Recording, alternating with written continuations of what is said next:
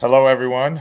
In case you don't know me or my face, you will, because I am the new owner of this podcast, Dentist in the Know. It was average at best until I got here. But I think two of the three originators decided that they wanted to actually be good. So they got rid of the weak link, Jeff Horowitz. I mean, what are you gonna do? I kind of feel bad, but I don't really because I think Chad and Jennifer knew that for this to be good and have any effect, they needed me. They needed me, and today is the first day that he's out, and I think the world is a happier place. You're going to see double the amount of followers today. You're going to see double the amount of. Absolutely. I mean, it's a given. It's a given. So I Are we think going to see Chris Ramsey's teeth the whole time? we are going to see Ramsey's teeth because let me tell you something. Go if you could have just everyone just saw that picture. Wait till you see Ramsey's hair now. It is impressive. Yeah. And I mean impressive. Okay. I'm a little jealous. I love him. He's like a brother to me, but you know, I look at him and there's constant jealousy, but we'll get into that when he gets on. I'm not going to spoil the fun here. Because are your locks starting to come in, Adamo? Are they starting? His? No, yours. My locks. All right. So I need another round of locks. I'm going to do it. After seeing Ramsey, I feel like I'm a complete failure. Like a complete failure. And I can't have it. I cannot have him outshine me. No. So, yeah, I think I'm going to have a surgery schedule for Monday. We'll transplant some more and we'll call it. It's okay. It's okay. I'm vain. What do you want me to tell you? It's fine. Hey, as we start the banner off tonight, I'm noticing something on your hat that I know is probably not from Long Island. What do we got there? Devil's Thumb Ranch. Where is that? So that is about 2 hours outside of Denver. And we probably didn't talk about this last time, but I remember the first time Amanda came to my house, she had lectured in Long Island, right? So I pick her up. That's a whole nother nightmare story I'll tell you later. But we get back to the house. She gets out of the car and she looks around and she's like, wait, what is this? I'm like, what do you mean? She's like, Adamo, I was waiting for like a brownstone with like, you know, the houses next to each other in Queens. I have a pretty decent sized property. I have a greenhouse. I have chickens. So I'm like, come on, let's go to the chicken. She's like, you're a damn farmer at heart, aren't you? And I'm like, yes, I am. So I love gardening. I do have my own chickens. I'm going to pick up my baby goat in a couple days. So yeah, that's me deep down. You would never guess. And it's not, I don't wear like cowboy hats like this, but Devil's Thumb Ranch is an awesome place about 2 hours outside of Denver. The reason I went, it was Betsy Bakeman's daughter's wedding. Gotcha. So I had gone to the wedding. I picked up the hat. Really, really fun. I mean, beautiful, just gorgeous. But yeah, people would think, you know, Mr. Tattoos from New York is, you know, all about city life. And the reality is like, I like people far away from me when I'm outside of dentistry. I like to do my gardening. I like to hang out with my chickens and do stuff around the yard. So I am definitely a country boy at heart. Well, you can come to my house and you can see the baby goats next door and the horses out back. They're not mine, but you know, I got a fence in between both of them, but it's great. I get to look at them every day and I don't have to tend to them. So that's true. That's true. Well, maybe I'll make your landscape look a little better than it does. I can't assume that it's good since you don't do it. Yeah. That's right. That's right. It's good. It's good. Or JB, how's your week going? There, keeping it low, you know, just chewing away, keeping the grass manicured. So anyhow, this is Dentist in the Know. As you saw, our new host Adamo is filling in for Jeff Horowitz, who's in Germany this week with Voco. What we're all hoping now is he's asleep. I hope he's asleep, but his hotel room has no AC, so he's roughing it a little bit. So maybe he's farming in Germany. But I'm Chad. He also had imbibed in a bit too many German beers and was Facebooking at the same time. Well, I can tell you, I know for a fact that he's not asleep because I just did my Instagram live where I go through my fellowship cases. And he was watching it. Oh no, he wrote, "Please don't show me up on my own podcast tonight." There you go. You know it's going down, bro. You know it's going down. So he just provided a glimmer of hope because we didn't know that Jeff knew how to use Instagram. That's true. That's actually true. Live, there's like 1 million messages from me now in his account. It was either by mistake, it like showed up on his phone, or who knows. Yeah. Anyhow, let's move on to the news so we don't leave Chris waiting too long. Yeah, would love to get him on. All right, you got 3 minutes. Go. That's okay, because, the biggest news topic of the day was Biden getting a root canal. So first off, it's the Congress, the government in general is working on the debt ceiling and managing all of those nuances. So all the legislation out there for congenitally missing teeth, like those things that the Forever Smile one or Enduring Smile one, Enduring Smile legislation, oral health literacy, workforce issues, all of those things have sort of failed until they figure out how they're going to manage to fund the government for the next year. So there's not a whole lot coming out right now, but certainly we'll keep you posted on all of those things happening. Congress is notorious for not working so hard during the summer. They have to get to those vacation homes in the Hamptons, so they really can't be bothered with legislation. But interestingly enough, Biden missed some important meetings just this week because he had an emergency dental visit. Come to find out, there is, in fact, a dental clinic in the basement of the White House. Hopefully it looks a little bit nicer than the one I saw in the basement of a Navy battleship not too long ago, a few summers ago, touring. I'm sure it's much more modern, but he did have to have an emergency root canal on a premolar. That was disclosed, and hopefully he's feeling better. I will say this, and it was pointed out in one of the messages that was posted. He didn't actually know that there was a dental clinic in the White House. So he's been there for a bit.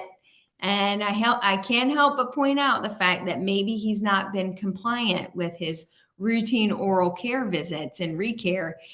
Would this have been identified previously or prior to its blow up this week? I don't know. Maybe.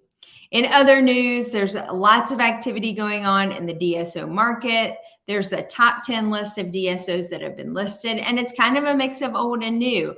You're seeing an amalgamation of both the traditional DSO models like Aspen, Heartland, DentalWorks, et cetera. But then you're seeing this new onslaught of DSOs, mostly PE-backed groups that are coming in and amassing large numbers of group practices at one time, and then kind of selling them in conglomerates and then creating these big snowballs of DSOs. So kind of an interesting time in our market, an interesting evolution in the way that we practice dentistry. I've had a lot of conversations recently with other doctors and other manufacturers about what this will mean for dentistry moving forward.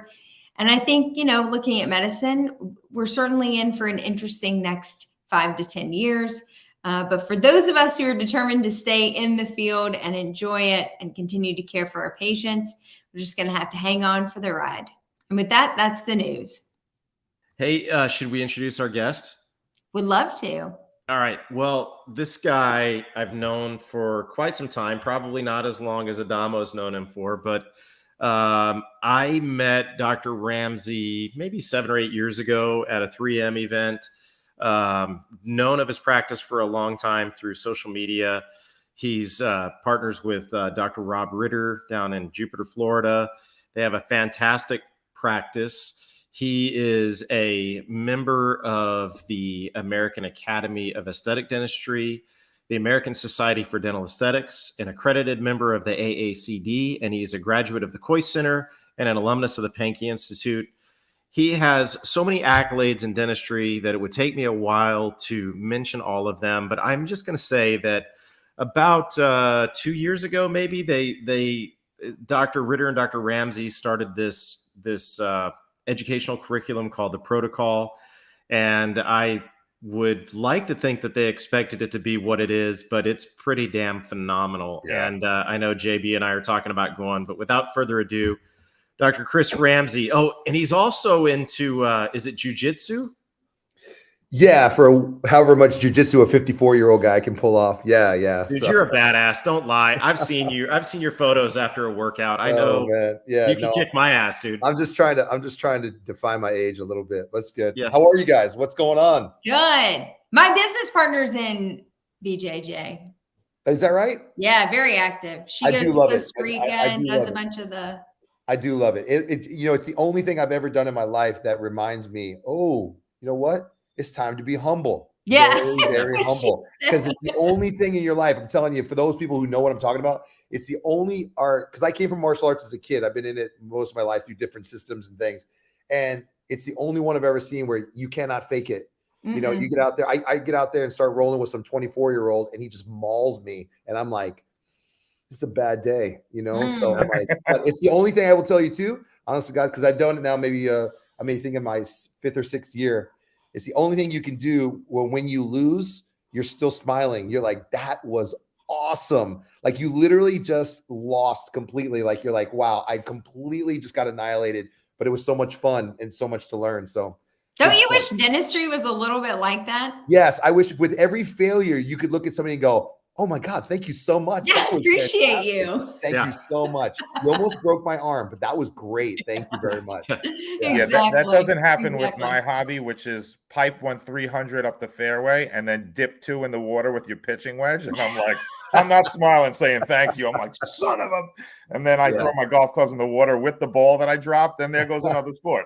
Oh, Why yeah. would you golf know bring what, out the absolute Adamo? worst? As time goes on the golf course and as we age, because you and I are about the same age, a ball goes in the water and you're like, shit, there's another $5. Yup. I should have just taken a Oh my freaking God, $5 bill really? and thrown it in the freaking water, you know? Why am I playing Pro V1s? I could have got top lights. exactly. Exactly. And then you're like an old man. Like I'm on the tee box, I'm picking up, I'm like, oh, this is a perfectly good tee. I'm gonna put that in my pocket. You know, you find a golf ball on the side. Oh, You look, become a somebody hoarder. left their Pro V1. It's in 100%. mine now. I'm like embarrassed for both of you. You should be. You should be. I know. We're embarrassed for ourselves. Yeah. And when you hit 50, you have to get a ball retriever and you go into every freaking stream and try and get the balls out. So, Chris, tell us a like I little bit haven't gone about. that far. I don't think I knew until today when I was reading your bio. You were raised in Jupiter? Yeah, so I'm practicing where I grew up, actually, which is a pretty neat novelty. I was raised by a single mom, and she found her way out in Florida when I was in 1985. I think I was about 14 years old, and we came out. She was brought to Jupiter, worked for a company out this way, and I ended up going to high school here. I went to college in West Palm at a little liberal arts school, went to Temple University for Philly up in Philadelphia. And that's the only time I was away from Jupiter, Florida, was for a 7-year stint while I was up in Philadelphia. And then I came back literally December, I want to say it was like December 20, right before Christmas of 99. So on January, call it 2nd or 3rd of the year 2000, I started my professional career. And so, yeah, so I'm back in Jupiter. Yeah, I practice. It's really weird. So as you guys all know, I heard you say I practice with Rob Ritter. And he and I have been together now 20 years, and our practice is literally on the same street as the high school I grew up in. So it's kind of weird. It's actually it's a cool town. You know, a lot of people know Jupiter now. It's really weird. Back in the day, you'd say, "Hey, I'm from Jupiter," and people would be like, "Is that near Miami?" And you're like, "No." And like now, people are like, "Oh yeah," because I mean it's a little beach community, but you know, Adamo's a big golfer. Yet, if I rattled off every name of pro golfer that lives 3 minutes from my practice. It's unbelievable. I mean, it's unbelievable. The people I have in my chair, it's pretty impressive. And what's funny is I don't golf, you know, like I don't golf. I don't watch golf. I don't do golf. I'm nothing. So when these guys are in there, they're like, "Oh, so-and-so's in the chair." I'm like, "Yeah, I don't give a shit." I'm like, you know, I mean, unless he's spending more money or doing something, I don't give a shit. I don't even talk golf with them guys. Never ask them how they're doing. Don't give a shit. You know, one of the guys is one of my patients, one of the biggest guys would live. I'm sure everyone talks to him about that. I don't give a shit. You know, That's I'm like, awesome. I don't care. But I treat some UFC fighters that I give a shit about. Yeah, exactly. So anytime I post hashtag unofficial UFC dentist. You know, so it's all to each their own. You know, like I am so not your polo wearing, you know, tie, white coat fucking dentist. I'm not that guy. I'm just not that guy. I am a tell it like it is, drink my tequila during podcasts and, you know, whatever. So I don't give a shit. But, you know, golf's fun. I guess I don't play, you know, so and you're a smarter man for not playing. Yeah. You're a Sounds like it doesn't man bring for out the not best playing. in you, honestly. Listening to the two of these guys, you're like, why would you play a sport that actually accelerates your level of anger? Yeah, it's funny. But I do a lot of cool favors. Like, let's say Adamo rolls down to see me. He's my brother, you know, and like if I got to do something, I'll be like, well, just, you know, bring your sticks. I'm a member at Trump. I'll just make a phone call and you go play 18 at Trump with your own caddy. And most people are very appreciative of that. They're like, dude, that was an epic day. You know, so yeah, so hook up my friends, but I don't play. And you don't play tennis. I know Rob plays tennis. Rob plays a lot of tennis. He plays with his wife and daughter. They enjoy that. We used to live in the same community. Ritter and I had these beautiful tennis courts. It's funny. I don't know. I often joke. I used to joke, I got no life. I live vicariously through everybody else. I do dentistry. I like doing my jujitsu, my couple days a week just to kind of keep myself limber. I got an amazing significant other who I love spending time with. And my daughters are grown up and moved on. So it's just kind of a practice. And I spend most of my time, honest to God, dining out, having amazing drinks, and traveling. If you look at my American Express, they'll sometimes call me and they'll be like, "Is your American Express stolen? Because you got $30,000 on here of just nonsense." I go, "No, that's me. No, that's me. Yeah. I live for the nonsense." Yeah, that would be me. They're like, "Damn, it's all just good times and travel." And I'm like, "Yeah, that's me. That's awesome. I have no vices. I don't do anything else." You know what I mean? So yeah. So and Chad and I have 20,000 on Pro V1s, and they I was going to say like, the "Are you guys that exact bad at golf that you same need 20 grand worth of thing. balls?" And we're like, "Yeah." Yeah. When they're $5 a piece, yes. Yeah. Excuse me, Dr. Duplantis, you had 4 Amazon orders for 4 cases of golf balls within the past week. Do you have a problem? No, I just played 4 rounds. Right. I need that many. And I don't have one of them left. Advice, I will, listen, everybody knows I live in Florida. You guys know how it is down here. I feel bad because when people used to watch me in podcasts before, I used to comment because I own a lot of guns and I love shooting my guns. Now, I don't hunt. So when people ask me, "Do you hunt?" I don't hunt. I don't shoot living creatures. I just shoot paper, plastic door frames. So if I go take CE, I used to go take like courses all through North Florida, the Carolinas. That's one thing I will tell you since COVID hit, I haven't got back to nearly as much. So I need to get my ass back out there. That I miss because that's a hobby you can do for, an hour, a couple times a week. And woof, it's awesome. Depending upon the caliber, you may be spending $4 or $5 a round as well. Exactly. That is true. That is true. And some of the things I own, they get expensive, but that's a fun vice. Yeah. What drives you in dentistry, man? I know there's something that I want to talk to you about in a minute, but I know you lecture a lot. What drives you? What did you start lecturing on? And then I'll let you lead into what you're doing now, what your passion is now. But so anybody that knows me and people that know me well, especially like Adamo, the one thing I've been very adamant about is, first of all, I want to make sure everybody that listens understands one thing. If you ever meet me, there is no separate me. I don't put my doctor hat on, then my friend hat on, and then my dad hat on, and then my husband hat on.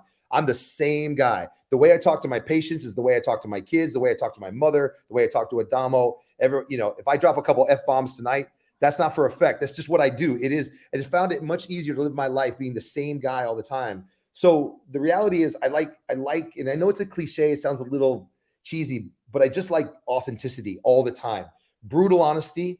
And I can start off by telling you, I'm still one of these guys. I absolutely love what I do. Like, honest to God, I said, look, I wanted to play guitar for Guns N' Roses, but Slash took that job. So I'm like, all right, well, that's not going to work out. So I think I'll be a dentist, right? So now I still get up every day. I love it. I got a cool crew. We got this amazing facility that was redone by my significant other. She gutted the place for us and rebuilt it. It looks beautiful. Looks like something right out of Ralph Lauren, Tom Ford store. I love going in there every day. But what I'm passionate about the most is not necessarily always having to talk about the technical of the dentistry, because there's so many people. The people on the screen right now could lecture on technical dentistry far better than I could, or better than I used to. I became really passionate about just kind of getting to the heart of what makes people tick, listening to dentists talk, to hear what their problems are, being honest about all the mistakes Rob and I made along the way, what's working for us, helping people out.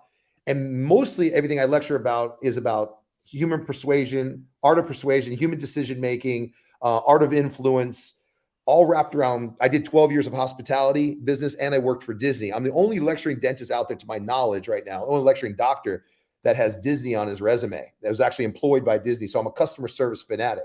So I love talking about this subject matter, about saying, what could I help you change, or what can I help you do to get motivated to make things better, to get you back on track, to either enjoy what you're doing or get your team motivated or see your case acceptance go through the roof. A lot of people that have seen me lecture have seen all the data I've showed. I spent over 10 years trying to come up with a scientific way to nail down a consult, meaning these are the bullet points of a consult and the things that you should be hitting, and then put them in your own vernacular. But if you hit these things during a consult, you can actually see a big uptick in your case acceptance. I've shown that the protocol numerous times, because what do most people do in consults? They go in and it's kind of just like, let me ask you some questions. And then it goes down this black hole of conversation that sometimes you don't really want to talk about. So you've got to have a very scripted idea of what your consult's going to try to accomplish. And when you do that, it's all based on science. Everything I can tell you is based on cognitive and social psychology. And my own team has, Rob Ritter, if he was on here right now, he would tell you, this would be his exact words. Ritter would go, this is Rob speaking. He would say, I have about a 50-50 hit rate. He goes, but I watch Ramsey do it. He's got an 8 or 9 out of 10 hit rate on every consult. And let me tell you guys right now, just so we're on the same page, Ritter and I are officially the most expensive guys in Northern Palm Beach County for cosmetic work. And that is on purpose. So we charge $2,500 a unit. Maybe you guys charge more. I'm just being honest, right?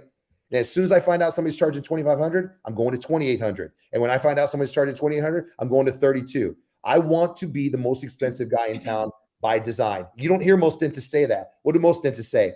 I'm not the most expensive. I'm not the cheapest. I'm in the middle, blah, blah, blah, blah, blah. As soon as I went to the most, me and Ritter went to the most expensive, I had an uptick of cases like this. Why? It got rid of all the craziness. No one ever came back and said, could you match that guy across the street? Because you said 17 and he's doing it for 15. Blah, blah, blah. Now I'm $2,500. What do you want me to do? So I could talk to you about this all night, but there's all this cognitive and social psychology we've implemented into our lives, and it made a world of difference, both with my team and the people that I treat. And it's a no bullshit approach. Can I ask you, because people ask this of me as well. I've been in a partnership now almost 15 years. Yeah. And you've been in it for over 20. That's a bit of a unicorn if you look in dentistry. Yeah. We often get asked, like, how do you make it work? What's your secret sauce? Have you kind of dialed in what you think for you and for Ritter? What sort of made this partnership tick? What's made it work? Yeah. What's sustained it? So let me start off by telling you again, and again, if you ever meet me personally, if you ever meet me on a plane, at a lecture, we're having drinks, hanging out. If you ever talk to anybody in our profession, one thing you're going to get from me, I swear to God, is I'm going to be brutally honest with you. I don't sugarcoat or embellish on anything. If I tell you some advice, and if I don't know, I'll just say, look, I don't know. I'm not going to make shit up. A lot of people just talk to talk. But so let me tell you a couple of things. First and foremost, don't ever believe it's candy land all the time. Any good relationship is going to have bumps in the road. There are times that Ritter walks in, he wants to kill me. There are times that Ritter walks in, I want to kill him, because we're like brothers, right? And if you got a brother, you love him, but at the same time, you can simultaneously want to kill him. So that's okay. So don't believe it's all pie in the sky. But the majority of the time, the big picture, it is a good relationship in the sense that we agreed on the same things early on. So without boring your listeners, let me just tell you some of the keynote things that make partnerships work. We have the same philosophy. We did a lot of training together. We approach cases very much the same. We operate under the confines of who has what strength. I can't be everything to everybody and expect Rob to be everything to everybody. So Rob is good behind the scenes with internet, social media, all that stuff. I say, great, do that. Because I came from hospitality, I do all front of the house, how the place looks, how it smells, how it functions, how we answer the phone. Rob goes, I don't want nothing to do with that. So we took on our strengths. Secondly, let's get to the most important thing, because everybody always wants to know, how do you manage the finances? This is exactly what we do. Rob and I have done this for 20 years. He and I take the same paycheck every 2 weeks, no matter what's going on.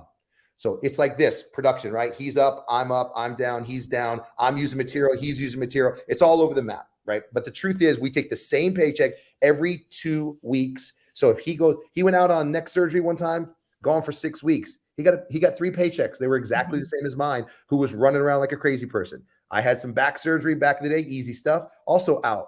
I got my paychecks. How do we square up? At the very end, based on collection, so that we're taking the same percentage. Let's say we collected 43% of what we produced, or whatever.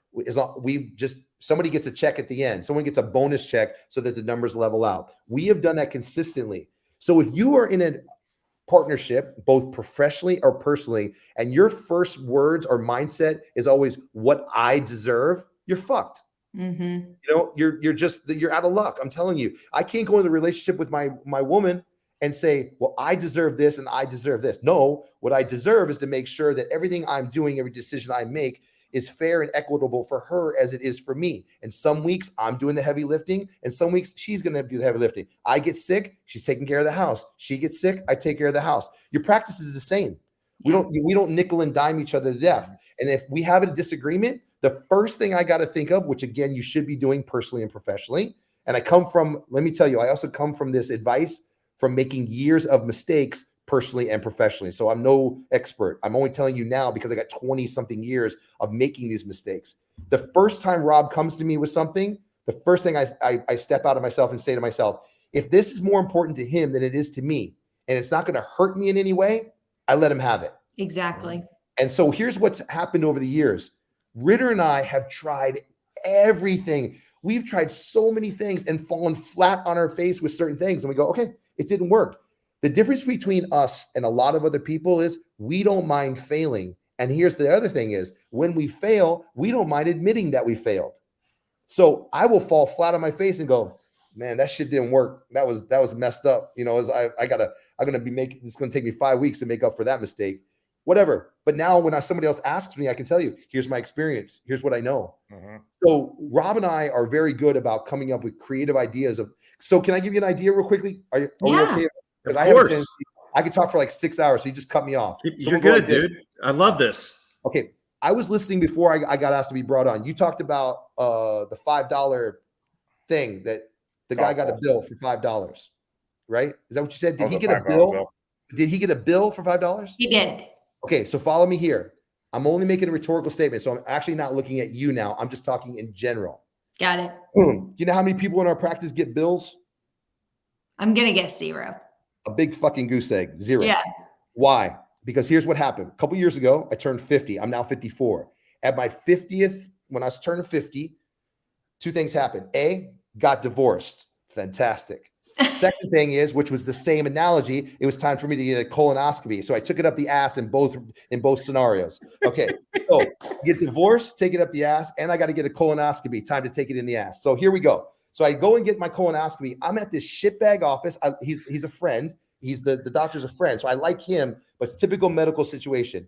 The staff is never good as your guys' is. No. The facility is never good. But posted everywhere are these yellow pieces of paper. I took a picture. I'll tell you what it said in a second. And I go back and I show my staff. I go, look at this. Even at these crummy offices, look at this. And you know what it was? When I was there checking in, I did all my paperwork. They go, hey, Dr. Ramsey, good to see you. How's things? Good. How's blah, blah. Good. Okay. Hey, can we get a credit card from you real quick? We're going to need credit card for the billing when it comes in. I was like, oh, wow. So I went back to my team, had a meeting. And first thing out of my team's mouth, they go, that's not going to work. We can't do that, blah, blah, blah, blah, blah. And I was like, I love you guys, right? Because my team, if you've ever come to Protocol, we introduce our team. Our team's been there, like we're talking 17, 18, 22, 24 years, long timers. Office manager's been there longer than me. And she was like, oh, this is not going to work. People aren't going to want to do it. And I was just like, ladies, listen to me right now. Okay, this is like Cuba right now. You don't have a choice. This is what we're doing. Okay, I'm not running I often tell my team, I love them, but I tell my team, if I ran this practice based on your guys' parameters, I'd be out of business in a fucking month. Mm-hmm. All right? Okay, so you got to listen to me. We're doing it.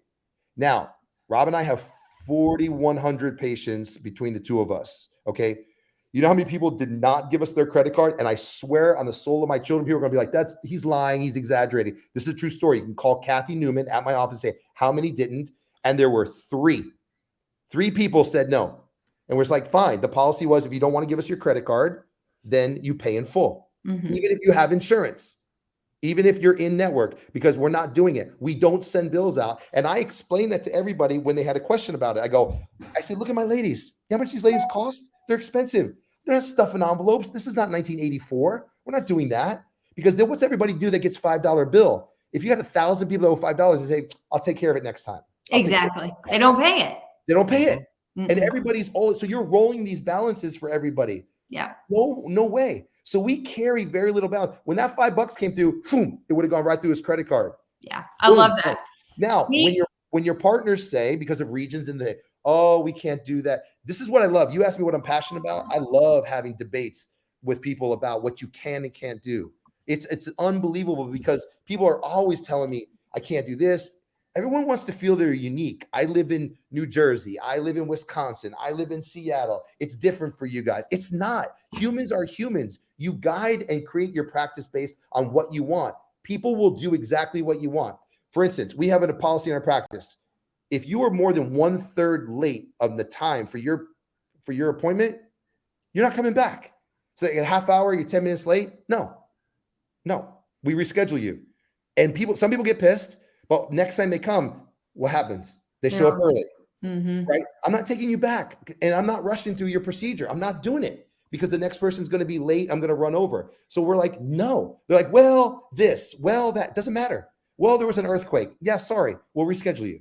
I'm not fucking around and messing up my day. We are in these facilities 8 hours a day. And what I can't understand with dentists is they'll constantly do things over and over and over and complain about it, but not to make any changes. They don't do anything different. I got tired of watching my girls stuff bills. We now take everyone's credit card. End of story. And now we've done it now since I got my colonoscopy, we've been doing it for 4 years. And all these credit cards, ding, ding, ding at the end of the month as balances come back. And occasionally someone will call and say, hey, what was this? We explain it. But we're now explaining it after I've already got the money. I'm not explaining it trying to get you to pay. That's a big difference. I love it. I absolutely love that. And I think we're going to have a meeting. I'm in a partnership as well. And I laugh. You're crazy not to do it. Everybody, go to your physician. Yeah. Everybody's doing it. Everybody takes your credit card now. Everyone. I don't know where you guys live, but everywhere I go, they're taking my credit card for balance billing. That's just the way it is. Well, we're already doing it. They had a tip on it too. Yeah, you got to add everything's a tip now. I'm like, just give me a cup of coffee. I got a tip. Exactly. Well, we pushed the envelope with prepayment, and everybody thought we were crazy about that. But in order to get on the books, you have to go ahead and pay your copay, which is a double bonus because number one, it really does act a lot like informed consent. Like by you paying $500 or $1,000 or whatever it is to get on the doctor's schedule, you are acknowledging the fact that you're coming in for a crown or 100%. Coming in for fillings or whatever. Right. And you don't get those last minute phone calls of people who realize they don't have $500 that morning and they're not going to show up. Like, right. I'll tell you, that's genius. Cause I'll tell you something else we implemented 2 years ago and it's worked seamlessly and we're doing it right now. All the hygiene appointments during that week before Thanksgiving and that week before Christmas, that's that when you're servicing everybody before you guys close down, every single hygiene appointment is prepaid now for people rescheduling. So we have the girls tell them, no problem. Just please understand, if you want an appointment during this week, it has to be prepaid in full. And I will tell you, no one gave us grief. This is my point. When said correctly and honestly and nicely and explained to patients, they got no problem with it. They're like, yeah, I'm going to go up. But a couple of people go, oh, well, now that you mentioned it, I might be going to the Bahamas. And then we're like, well, then don't book. Because what we have is the problem here, which you guys probably suffer with. And I get it. But a lot of mommies like to schedule their appointments for Johnny, who's coming home from college, who wants to get his teeth cleaned. But Johnny's a little bit of a stoner. So that dude comes home and parties with his friends. He doesn't get his fat ass out of bed the next day to come to his hygiene appointment. And I've got a $50 an hour employee sitting there scratching her ass. I'm not doing it. I'm not doing it. So everybody prepays. We had one guy that did not show and he's like, no, I know I lost. I got an opportunity. I joked about the Bahamas. He got a chance to go to the Bahamas on somebody's boat. We live in South Florida. Yeah, he woke up. They're like, hey, you want to go to the Bahamas? He's like, I do. He missed his appointment. So it was paid for. And we're not giving him his money back. I'm like, no. And he was like, dude, I get it. It's everyone's cool about it. But if you're still a dentist sitting home, you got people no-showing you, or you're taking people back late to accommodate ridiculous schedules, you're killing yourself. And it drives me crazy. Well, I don't understand what people are doing. My last lecture, it was awesome. I was having a good time. And this girl said to me, you know, it's been a great day. Thank you so much. It's just, she took pages of notes. She goes, but I got to be honest with you. There's all my friends in this room. We're all on network. We take insurance, and I go, okay. And I go, that's okay. And she goes, a lot of this is, it's just hard to deal with and blah, blah, blah, blah, blah. And I said, all right, mama, what's your name? And I think her name was like Melissa. I go, okay, let me ask you a question. Can I paint a story for you? She goes, yeah. I go, all right, Melissa, remember when you got accepted to dental school? She goes, yeah. I go, it was your dream, right? She goes, oh yeah. I go, okay, so let me ask you this. Was it your dream to go to dental school, go through all that bullshit with your shitty instructors and all the assholes that were there and all the crap you had to go through, then finally graduate, then take your boards, then take all the stuff you go through, state boards, everything, and finally get to it, to get into a practice, sign up for all these plans and take it right in the ass from the insurance company. Was that your dream? And she's like, no. I said, okay, then let me ask you, what are you doing to change it? Because you've been complaining about this, I'm sure, for years. What are you doing to change it? Because here's what you need to know, sweetie. Sympathy dies over time. If you got a problem right now, I'll help you fix it. You're still telling me the same problem 5 years from now? No one gives a shit. Right? So sympathy dies over time. Don't complain about the same crap that you haven't been doing anything to fix. So we got tired of people no showing. We fixed it. We got people showing up late. We fixed it. Block scheduling. We fixed it. We block schedule everything. We've been doing that for years. Every dentist, oh, that won't work. I got news for you, man. I knock out all my production in the morning. I learned this from Kurt Barron, actually. Learn all in the morning up to 1 o'clock. Then everything in the afternoon we take a lunch. So from 2 to 5, everything on our schedule for Ritter and Ramsey is everything that starts with a C. Composites, crown inserts, crap, more consults. Consults. Anything, consults, everything. Because when you hit your numbers and you're feeling good and you got up in the morning and you did all your stuff by 1 o'clock, by 2 o'clock, you're like, I don't really care how the day ends. But if you're a dentist sitting around hoping Mrs. Walking Farts shows up at 3:30 to start a 3-unit bridge, when you're exhausted, you're going to be like, and then she maybe doesn't show. It just messes with your psyche. And when people are like, well, I work, I'm like, what do you think I'm doing? If I wasn't here, I'd be having my tequila at home. This is a job for me too. So yeah, production starts from 8 to 1. We've got an 8 o'clock and 11 o'clock, 8, 10, and 11:30, whatever we're doing.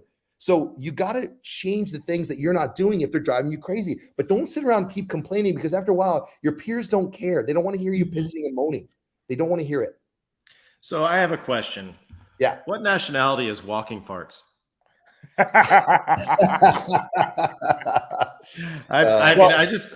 never heard that last name before, and I'm just wondering, is that German? Is it American Jewish?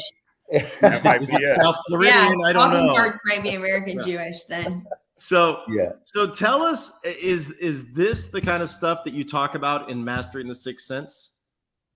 Yeah. So the concept of mastering the sixth sense, the sixth sense to me was basically your ability to start seeing the things that you've never seen before, right? And that's where the concept of sixth sense came from. It was basically start seeing things in people, understanding how their brain works, understanding what makes people tick. The same chemical process that your brain goes through when you go to buy a TV is the same way they use when they're picking a doctor. I talk to people all the time. Humans don't make any sense if you break it down. There's no rhyme or reason to the average person and how they make a decision. Most people live their lives in neural comas. I've started many lectures like that. Has anyone here ever driven to work and you've driven all the way to work and then you pull up and all of a sudden you're like looking around and you don't remember the drive at all? Like you're like, did I stop at any lights? You're stuck in this neural coma. And a lot of us find this in relationships. The grind, the day in, day out, the same thing over and over and over. And people just like, they're just kind of in a sleep mode. So when they have to make decisions about how they're going to pick a dentist or do something or anything quite matter, they don't have it. I read a great stat a long time ago. The average woman prepping for a large event in her life called a family reunion, a high school reunion, a wedding, or something like that, she will spend 37 hours thinking about a dress that she will wear for 4 hours. 37 hours of thought will go into the dress that she has to wear for a 4-hour event. That same woman will spend less than 15 minutes choosing a healthcare provider for her family. So think about that. That's that same woman. Because what does she do? She looks at a list. I'm going to pick her doctor close to me. Every person that comes in, I always ask them, how did you find us? If they say something superfluous, I go, do you Google your doctors? And people go, what? By the way, if you ever say what to me, there's my candid response is always like, what, you didn't hear me, or what, you didn't understand what I just said? Because like what I'm saying is, yo, snap out of it. I'm asking you a question. Like, so my thing is, do you Google your doctors? And people go, no. I'm like, so you'll Google an iPhone case, you'll Google the next technology, you'll Google everything, but you didn't check to see if your doctor sucks? Well, he's close to my house. Well, he's on my insurance. Well, they're right down the street from my kid's school. I go, you're a jackass. You get what you get then. That's why I don't feel bad for people, because they make decisions in horrible ways. So it's really crazy. Back in the day when I was in insurance, nothing was good about somebody when someone said to me, I picked you because you're on my insurance. I want to give them this. I want to give them the big middle finger. That's why you came to me. You didn't come to me because you checked me out on Google to know that we have a skill set that far outweighs anybody else, that our website's better than anyone else, that my cases are better than anyone else. And by the way, when I say anyone else, I don't mean like Adamo. What I'm always talking about and what people need to know about me is I don't care what anybody else is doing in the world. And this is where dentists, especially young dentists, need to appreciate what you see online. Love it. Look at Adamo's work. Be part of his discussions on Instagram. Those are super fun. But unless you're practicing across the street from Adamo, you shouldn't worry about what Adamo's doing. You should be worrying about the guy who's across the street from your practice and the 1 square mile of people around you. Be the best in your community. Rob and I wanted to kick ass in Northern Palm Beach County. I wanted to crush everybody in Northern Palm Beach County. That's who I see as my competition. And that's all. I just need to do better than everybody else in my area, not what everybody else is doing. So we lose focus sometimes. People make bad decisions, and that's what the Sixth Sense was about. How do you get these people that walk in who are notoriously making bad decisions, and when they do, how do you then get them to wake up and see things a little bit differently? How do you get them to go, oh, wow. How do you get someone to pay more than anyone else in a practice, i.e. us, for cosmetic work when everyone else is cheaper? Because here's what I want young practitioners to know. You got to get past one thing. They're not paying for your crown. And the sooner you understand that, the better off you're going to be, whether you're on insurance or not. They're not paying for the crown. They're paying from the moment they call to the moment they come in to the moment they leave and everything that happens in between. So if you think certain details don't matter, you're only kidding yourself. The way the place looks, the way it smells, the way you answer the phone, the way you enter and exit your patients, everything makes a difference. My significant other, my wife in 11 days, who I call my wife now, getting married on the 24th. Adamo will be there. Hey, buddy. Yeah. So she always says, never miss an opportunity for things to be art. And that's a great expression. Everything. I had someone recently say to me, she goes, oh, my friend was telling me that you have all your customized instruments. And I was like, what the fuck is she talking about? Like, I couldn't remember. And then all of a sudden I realized she had actually seen my burr block from Brasseler. And because it says Ritter Ramsey, she'd asked me something. And I made a small comment. Oh, as a dentist, I can design this burr block specifically to the best instruments that work in our electric handpieces, because these are the top of the line. This is the best burr block that's ever made in the world. Well, she told her friend, oh, my dentist use custom this. That was an opportunity where I mentioned something and she thinks we're doing it better than everybody else because we have a custom burr block with our names on it. So you guys earlier were talking about chances to talk to people about technology and opportunities. We use every opportunity. Every time I put a crown in on somebody, I say to them, hey, you remember when I scanned you on that thing? And they're like, yeah, it's like my Artero scanner. They're like, yeah. I go, you got to see this before I put it in. And I always showed them their crown. I go, check this out. I go, this thing looks like a real tooth. If you drop this on the floor, a consumer would go, oh my God, that's a real tooth. It looks so good. All digitally designed. I go, I got to be honest with you. This is the best dentistry I've ever done in my life. I do that on every single crown insert. And then I put it in. I go, thing's a 10 out of 10, man. That's spot on. I go, how's that feel? They go, great. I go, oh, I love my job. We don't miss opportunities to let people know you're in an exceptional environment. You're getting an exceptional product. Hopefully you see my exceptional team and everything that falls between it. But if your practice is still make a crown, slap it in, grind, tap, tap, tap. Thanks for coming. You're missing the point. They're not paying for the crown. They're paying for you and everything that happens in between. So when you look at your staff and go, could they dress better? If the answer is yes, do something about it. Could we answer the phone better? If the answer is yes, do something about it. Stop getting complacent in this thing where our staff looks good enough. You know, if I walk out in my lobby and there's a light bulb out, I freak out. Because you know where that came from? I worked for Disney. I was covered in light bulbs when I danced 6 nights a week in the electric light parade at night. That was my job. And I was character trained to be goofy. I had all these battery packs on. Disney never let me out on parade route. There was somebody that came by and looked at every single light bulb and they would pop them out so that when I went out, every single light bulb was lit up in my suit. There was no exception that one could be out. No. Attention to detail. Always, always, always.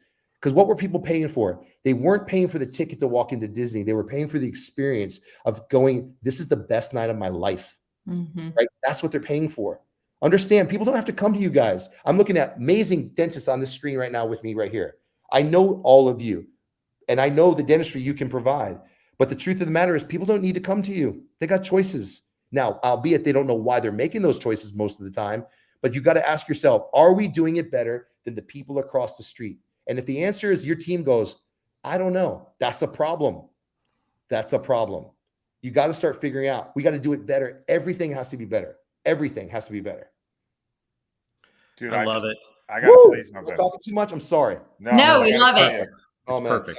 There was one enlightening thing that you just said that now it all makes sense. You had too many electric volts running through your body at Disney. That's why they created, like, this is how you happened. Exactly. I was the only guy that had played Goofy without a costume. Yeah, he was character trained to be Goofy, man. I mean, what else? Yeah. What else could you expect? Actually, Adamo, maybe that electric suit will help with the hair. I got to buy it. I want to go get it. Yeah, and maybe your follicles will all fill right back 100%. in, and like, you know. And then you won't have to wear the Duck's ass ranch hat. That's right. True. Yeah. You know, I heard somebody talking one time and they had an expression, so it's not my expression, so I did steal it. But I want everyone to know that you're listening to this. Wherever you are in your career right now, whatever's going on in your life right now, this is harsh, but you got to be okay with this simple fact. You are exactly where you deserve to be right now. So you need to change who you are, and you will change how you live. So my thing is this. If you're not happy with where you're at in your life right now, personally or professionally, that's what you deserve. That's where you're at.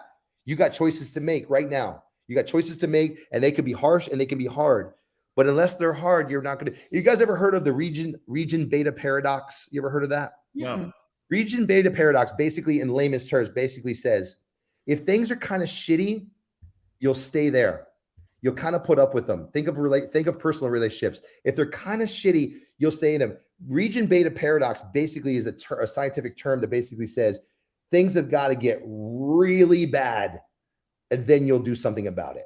And that's a shame. That's how we are as humans. Meaning, if it's just shitty enough, you won't do that much about it. You'll kind of stay. Like I told you about the girl, Melissa. She's just dealing with the same crap all the time. But it hasn't got bad enough. I often ask people, you know what it takes for humans to change? When your tolerance hits a maximum. That's when you'll make a change. And typically with humans, it's death, divorce, a near-death experience. But there's going to need to be something in your life that's going to have to happen professionally in order for you to make some changes. So if you're listening to us right now and you're like, hey, I've been doing this 5 years or 10 years or 15 years, wherever you're at, and this is not really where I envisioned I wanted to be, or this is not really the practice I wanted to have, I got news for you. Ain't nobody going to help you. You got to get off your ass and do it. And they'll say, well, I don't know where to start. The first start is acknowledging the fact that this was not your dream. Okay, so that's not my dream. Okay, what is my dream? Figure it out. Now, I'm not a guy that believes that everyone around me believes, put it out into the universe and it will happen. No, it takes a lot of effort. You can say it, but you got to now put a lot of shit behind it. It's going to be a grind. Rob and I have been together 20 years. We did our practices. We got where we wanted with all those things I talked about, block scheduling, running credit cards, getting our team to operate a certain way, all the training we did together, all the things we did. We got it because there was a new type of dentist we wanted to be in, a type of facility we wanted to have.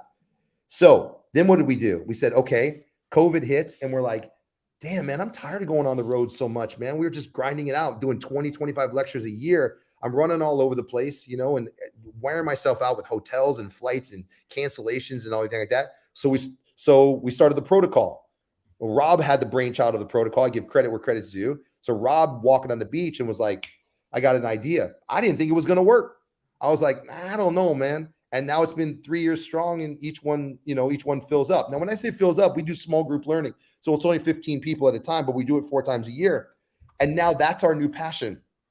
But don't think that we decided to do a course and we didn't have to put any effort in. Adamo runs an amazing course. And I know firsthand, he may not admit it, him and Amanda worked their ass off behind the scenes to get ready for each one.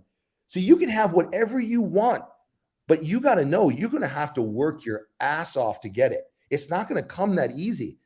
So the reality is you can change. It's a great thing about the practice of dentistry. You can do the type of dentistry you want.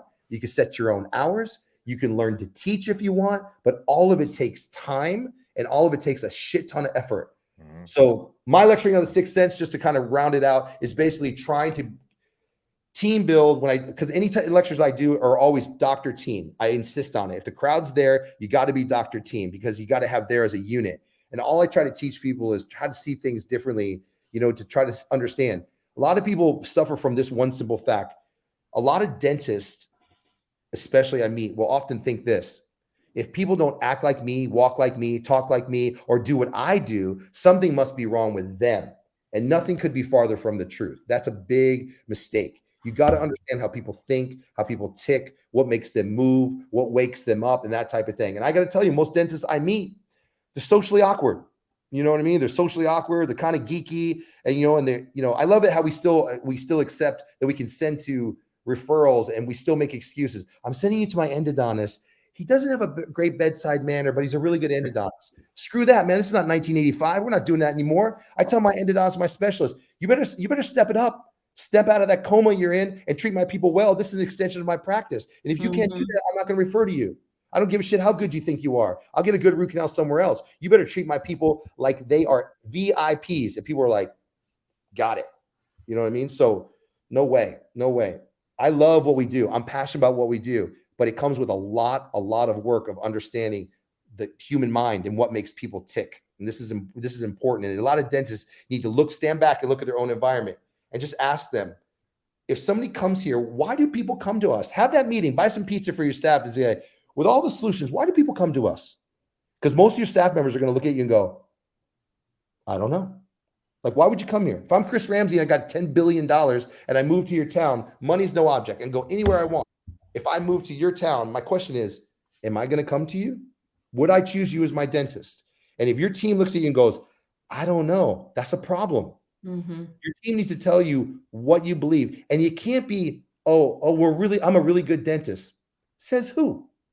Who gets to decide if you're really good? You and your peers? The consumer decides who's good. And most of the time, the consumer's an idiot. Read any book by Seth Godin. He'll often tell you the consumers aren't that smart, but yet they get to decide who's good. And they pick it for superfluous reasons. It's dumb. So the truth is, don't try to outsmart people and say, well, my crown margins are better than the guy. I know a lot of people, they're terrible dentists and their practices are killing it. Why? Because they know how to connect. The biggest problem we have, you want to be a better dentist, learn to connect with people. Learn to find that thing, that commonality, the things you can talk about and have great conversations and people in your community and things like that. That's what people are missing. People think, they'll come to me because I'm board certified or I took this course or I have this diploma up on the wall. No one gives a shit. No one cares. Snap out of it. People come to you because they like you. People come to you. Now, what do you owe them? You owe them to be good at your craft. So if you're still a dentist who sends impressions into a lab and you're still the guy who says, hey, I know that's not a good impression, just make it work, someone should smack you across the face. Right? Because we're past that. Get a scanner then. If you can't stop getting voids and bubbles and drags, get a damn scanner. At least you can evaluate your own dentistry better. There's so many ways to be better person and better dentist, better father, better husband, better neighbor. You know what that takes though? Effort. You got to give a shit. Dude, this has been such a great lesson to everybody and so real and unfiltered. It's amazing. I really appreciate it. I already know the title of the podcast. Yeah. You got to give a shit. You got to give a shit. Absolutely. That's the take-home message. I do see something in the future that I'd like.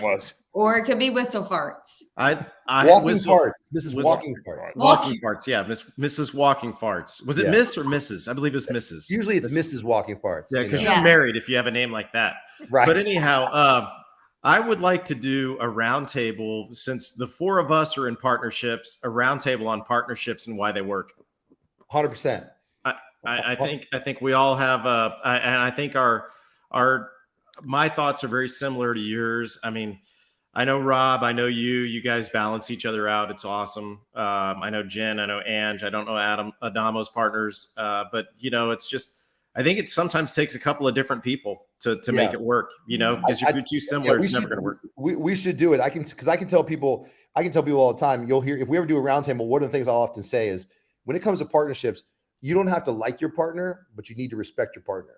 Yep. Right. So you don't have to hang out with them all the time or spend every time with them. But when you walk through that door, you got to look at that person and be able to say, you know what? I respect them. I respect the dentistry that they do. I respect their mindset. You know, if you're working with somebody, you know, they're just kind of, they treatment plan because they're a money grabber, it's not going to work.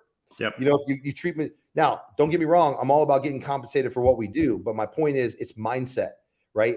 Rob and I, on the back of our shirts that we make for protocol, we have the words no compromise. And everyone gets a shirt when they come to protocol. And people often ask us, what do you mean by that? Meaning we do not compromise. And we have that luxury now, you know.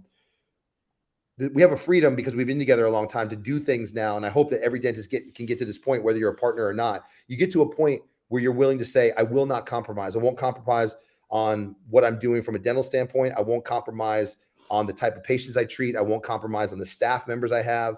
So I think you need to approach it. So again, if you have a partner, you think about practicing with somebody, you don't have to like them. You know what? It's not somebody you have to hang out with on the weekends, but you do need to respect them. And mutual respect goes so much further. I respect Rob. I always have respected him. I love his wife. I love his daughter. If something happened to Rob, I would take care of his wife and daughter to the end of time. He knows that about me. So the reality is, you got to, it just comes down to mutual respect. I think we owe each other that. We'll talk again. I would love to do this again because I think there's another problem in dentistry right now. I think we spend too much time. I did this with Adamo on his live thing. I said, when someone says, hey, what do you think of this case? We have a tendency to look at cases. And the first thing we're doing is we're looking for the things that are wrong. And we're wired this way to be negative all the time. And that's part of my lecture. So I'll go over that with you sometime. There's a reason we're wired that way, but I will tell you, it's a mindset you have to try to change. So every conversation I have, and I know we're winding down, but I want people to understand this. Personally and professionally, here's what I always try to do. Every time we talk, I try to start with a positive and end with a positive. And that's called, and I know I call it bookending, which means every interaction, every consult. I don't spend time telling people what's wrong with their teeth. They know there's shit that's wrong with their teeth. That's why they're there. So I start with all the positive, and that's what makes a huge difference in all my interactions. Start with a positive and end with the positive, both personally and professionally, and you'll see that your world around you starts to change. But if you want to buy into it like everybody else and find the negative in everybody, find the negative in this case, what's wrong with this? I could have done it better. Oh, that guy sucks. This guy sucks. You're making yourself miserable. Subconsciously, you are pulling yourself into your own abyss. And then at the end, you're going to be miserable. And in the end, I'll say the same thing. No one cares. Yep. Right. So, well, Chris, thank you. Thank you so much, man. I mean, I learned so much. Adamo, thank you for filling in for Jeff. You mean filling? You mean taking over? Yeah. Thank you for taking over for Jeff. For joining. Thank you for joining Dentists in the Know. We will definitely have you back. And I guess what I'll do is I'm going to close with this thought that my partner taught me. It was many years ago, and it relates to what Chris says. Is this that the majority of patients don't know the difference between a molar and a Maserati, but they'll damn sure know the way that they feel when they leave the office. And so it's exactly what Chris said. I mean, anybody can have the mindset to do it. It's what happens in the office and the way they feel when they leave the office. And in my opinion, it's all about the experience. So with that, we'll close on that. Thanks, Adamo. Thanks, Chris, JB. Always good to see you. Always. Thank you so much, guys. That's Thanks, it. Chris. Adamo, I'll see you in 10 days, baby. I love you. Love you too, brother. Yeah, and congrats on the wedding. And that wraps up another podcast for Dentists in the Know. On behalf of Dr. Jennifer Bell, Dr. Chad Duplantis, and myself, remember that we've got a great profession, so let's make it a great day, Dinks.